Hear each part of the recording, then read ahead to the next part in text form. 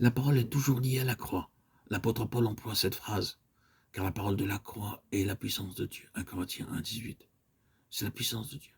C'est la sagesse de Dieu. Nous savons que le mot utilisé est le logos de la croix. Le logos est la combinaison d'une pensée, d'une expression de manière personnelle. C'est la parole dans une personne liée à la croix.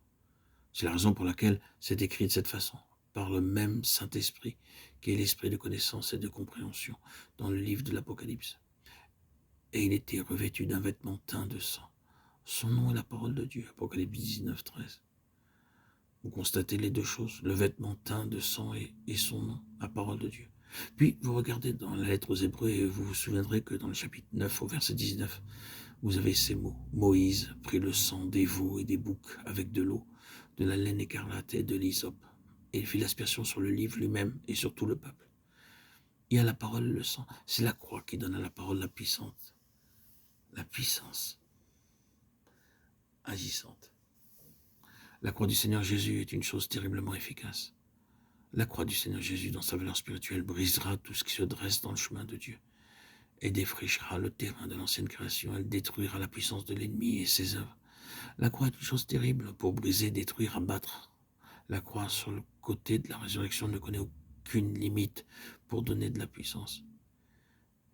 Et qu'elle est envers nous qui croyons l'infinie grandeur de sa puissance se manifestant avec efficacité par la vertu de sa force. Il l'a déployée en Christ, en le ressuscitant des morts. Éphésiens 1, 19, 20.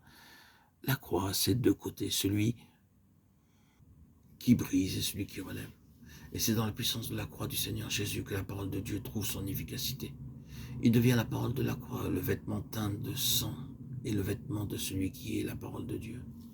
Et en tant que parole de Dieu, il obtient sa puissance par le moyen de la croix. Christ crucifié est la puissance de Dieu. Quand la croix a sa place dans nos vies, la parole de Dieu est énormément puissante. Un prédicateur non crucifié est un prédicateur inefficace et stérile. Le mystère dans la parole de Dieu de la part d'une personne qui n'est pas un ministre ou un vase crucifié est impuissant, infructueux, stérile.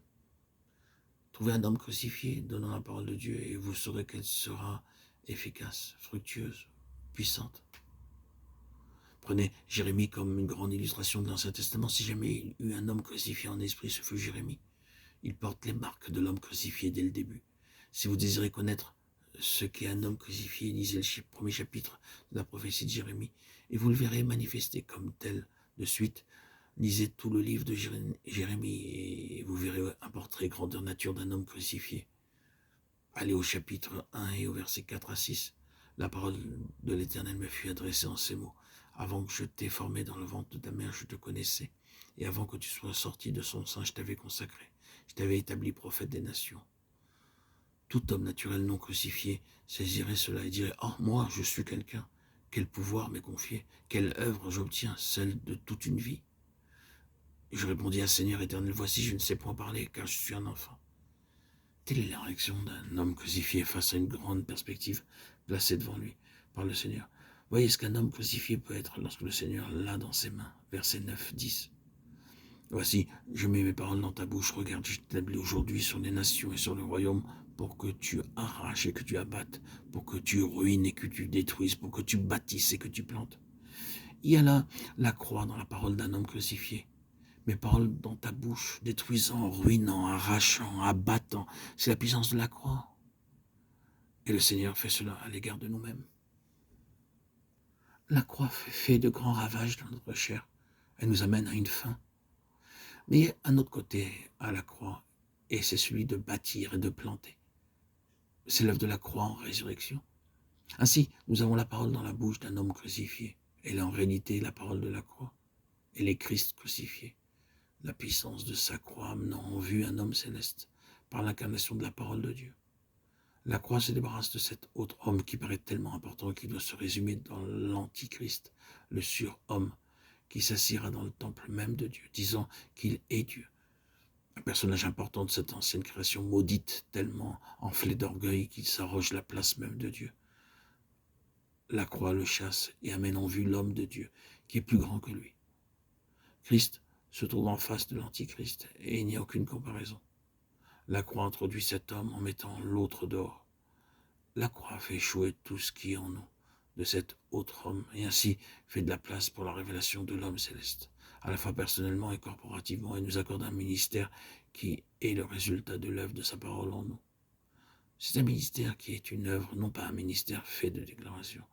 C'est la raison pour laquelle nous avons souligné les paroles de Jean 14, les paroles que je vous dis, je ne les dis pas de moi-même, et le Père qui demeure en moi, c'est lui qui fait les œuvres.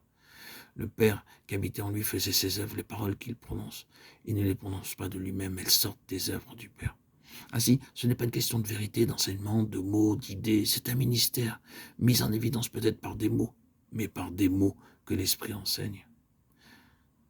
Un ministère résultant de paroles intérieures,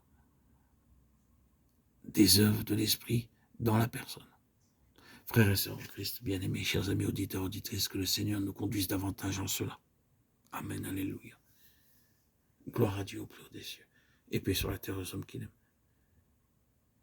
À toi, Seigneur, tout honneur, toute gloire pour les siècles des siècles.